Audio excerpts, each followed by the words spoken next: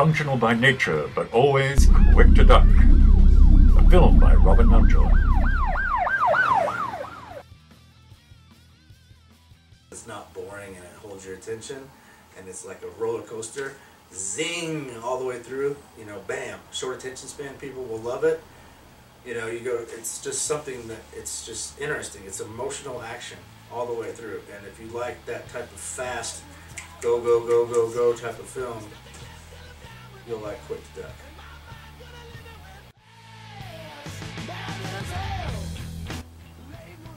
Dr. Stern needed a bad guy to represent the healthcare, mental health care system, and insurance fraud, and all that. And I figured what better character to represent that than the owner of a group home. My portrayal of Dwayne Reynolds, that was tough. I do method acting, and he was a pretty rough guy. The character was definitely in need of to be in a treatment center himself. He cared about his family.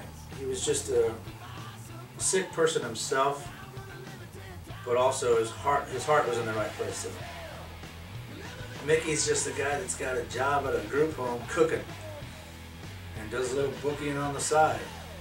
He's really could care less too much about what goes on there. You know, he's just there to get a paycheck. So he's not really a good guy or a bad guy. He's just a guy. I'd seen Steve, you know, in the movies in the 80s, and I remember mostly from the police academies, you know, and Three Men and the Baby, all those. And I thought that the character needed a little bit of a quirkiness to him, a little bit of a sense of humor, and so I went with Steve, and he came he delivered dark, but with a hint of comedic in there, and I couldn't be happier. I liked the movie Breakfast Club when I was a teenager. I figured this generation, well, the generation I grew up in, would be a little different than a few problems with detention. In the early 80s, when I think Breakfast Club was about, the issues weren't quite the same as the issues you might have even 10 years after that. All the characters in Quick to Duck had a pretty hard knock life. Well, you know when somebody walks behind you and slaps you in the back of the head, basically you're quick to duck, you know.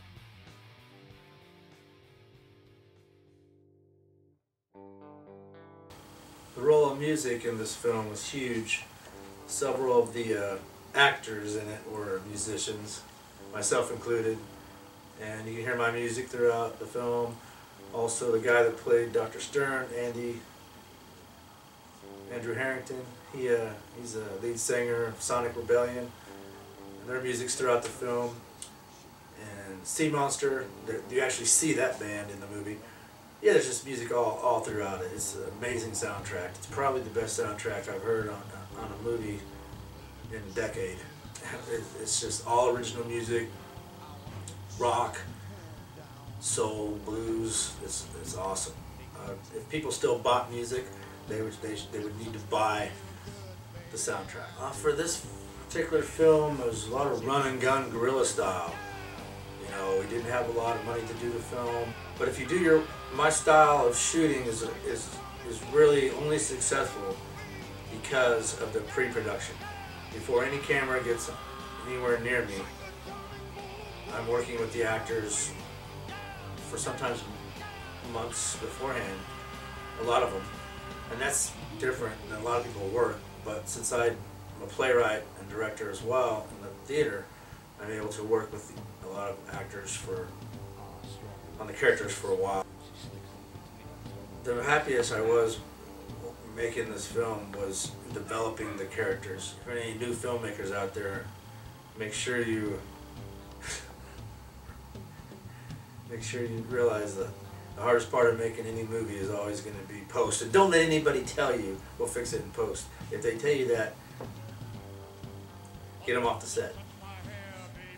So I started writing and showed it to some friends, and that encouraged me to pursue learning the craft of playwriting and later screenwriting. And I have a background as a musician and a songwriter, and I was always a storyteller in my songs. I was drawing on experiences that I had had as a teenager and people I had known. So basically just drawing off of experiences I had had, and also, like I said, people that I had known. Growing up as a teenager in the 80s, there's always those commercials that said, "Is your teenager troubled? Send them to such and such hospital. We can help you." So basically, it was just, I had a little bit of a wild childhood myself, and so I had a lot to draw off of. Was there a significance to the crime? A young girl in the wrong place at the wrong time, not supervised. The alcoholism and the drug addiction in the movie was about a treatment center and a group home, so there had to be issues, and those were the main issues that people face. I'm not political at all. I vote, but I don't like to talk about politics. There's no statement I'm trying to make, anything like that. I know that some of the subject matter takes on, the whole deal with insurance and healthcare and all that, but I don't talk about that other than what you see in the movie. All these lives are in shambles, but the doctor just goes right back to work another day, another dollar, another day. Bring the next batch in. Yeah, because it's wrong to run after somebody and shoot them. It was well written, but it was also about a hot subject.